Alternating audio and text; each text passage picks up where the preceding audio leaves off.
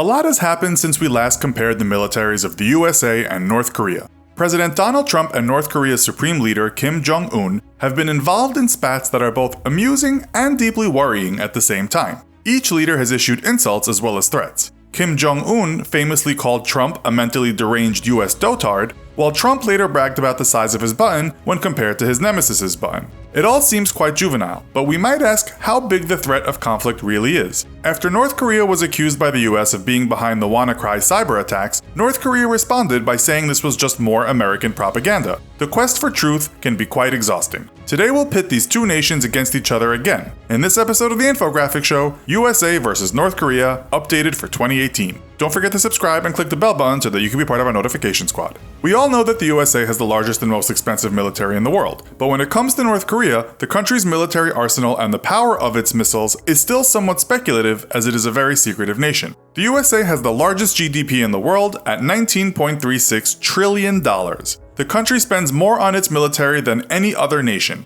The financial website The Balance tells us that for 2018, the US will spend $824.6 billion on defense, which is more than the next 9 nations combined. We are told that $574.5 billion will be spent on the base budget for the Department of Defense, $64.6 billion on overseas contingency operations, and the rest on all the other departments such as Homeland Security and the National Nuclear Security Administration. Certain programs are also very expensive, such as the cost of 70 F-35 Joint Strike Fighters, which will set the USA back $10.3 billion alone. The military will also purchase a bunch of new toys, and they don't come cheap. In 2018, some of this new equipment will be one CVN-78 class aircraft carrier for $4.6 billion, 2 DDG-51 destroyers for $4 billion, 15 KC-46 tanker strategic military transport aircrafts for $3.1 billion, one B-21 bomber for $2 billion, 2 Virginia-class submarines for $5.5 billion, 2,647 joint light tactical vehicles for $1.1 billion, and a further $13.2 billion will be spent on science and technology. Most of the new equipment comes with very advanced tech, and systems these days have vastly improved automated processes. All of these obviously come at a cost. North Korea has a tiny economy in comparison. In 2016, it was said the GDP for the country was $28.5 billion, which was 3.9% higher than the year before, according to the BBC. The same report also said that this growth rate was the fastest rate in 17 years. What's quite shocking is how much of this GDP is spent on military, with some media reporting it's as much as 22%. It's thought that spending of late has been about $10 billion. This obviously is more than 22% of the GDP we stated, although some media does say that North Korea's GDP could be as much as $40 billion.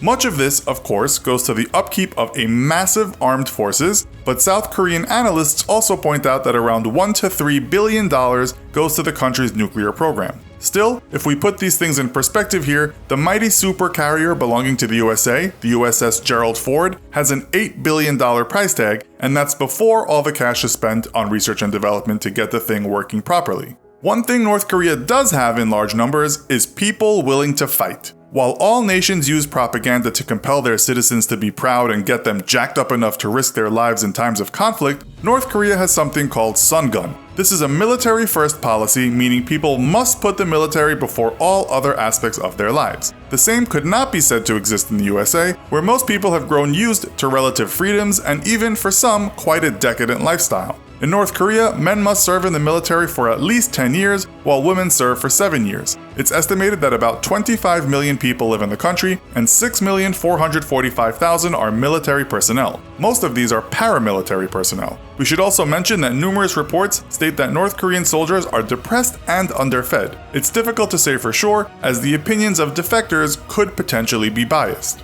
The USA is quite different. From its population of nearly 326 million people, 2,363,675 are military personnel. Almost 1 million of those people are reserves. But as you know, the USA has quite the cache of weapons. We won't go through all this again, as not so much has changed since our last show, and you already know what new purchases the USA is about to make.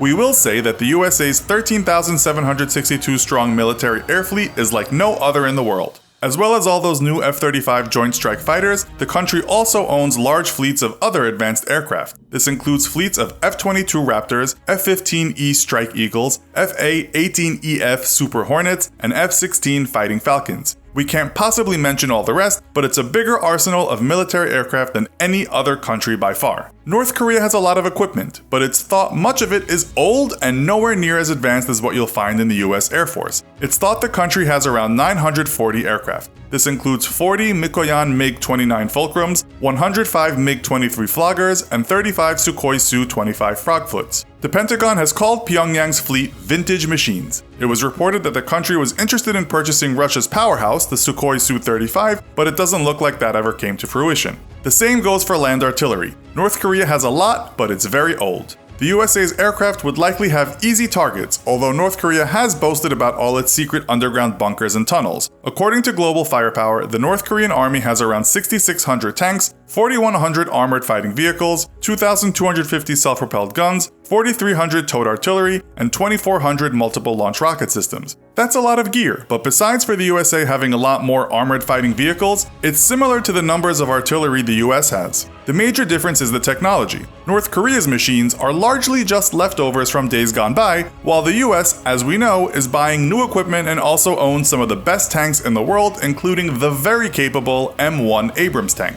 It gets even worse in the water for North Korea, as its navy is arguably its weakest link. The country has 0 aircraft carriers, 4 frigates, 0 destroyers, 6 corvettes, 78 submarines, 528 coastal defense crafts, and 23 mine warfares. In contrast, the US is buying those new destroyers we talked about and also owns those floating islands we call supercarriers. What does this mean? Well, reports tell us that the 3 US Nimitz-class supercarriers floating around the Asia-Pacific region is big trouble for North Korea. The ships are there to show the ability to rapidly consolidate joint forces in response to a regional contingency, according to the US. Apparently, the focus was on North Korea. Finally, we come to nuclear capabilities, which is possibly North Korea's strongest asset after its large and possibly unshakable personnel force. Along with Russia, we know that the USA has the largest cache of nuclear warheads in the world. This is about 9,600 in total. If you saw our show on North Korea's missiles, you'll know the country now claims it can hit anywhere in the world.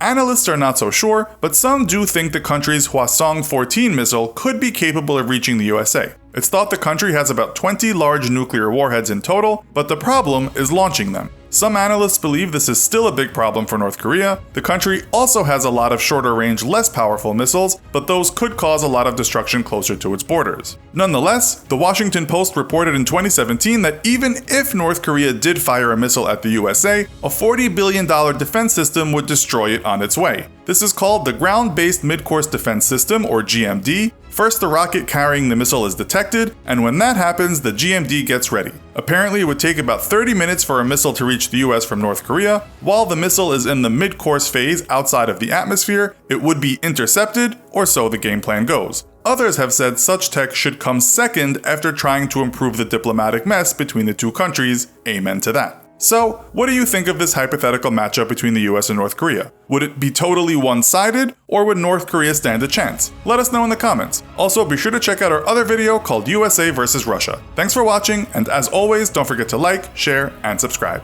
See you next time!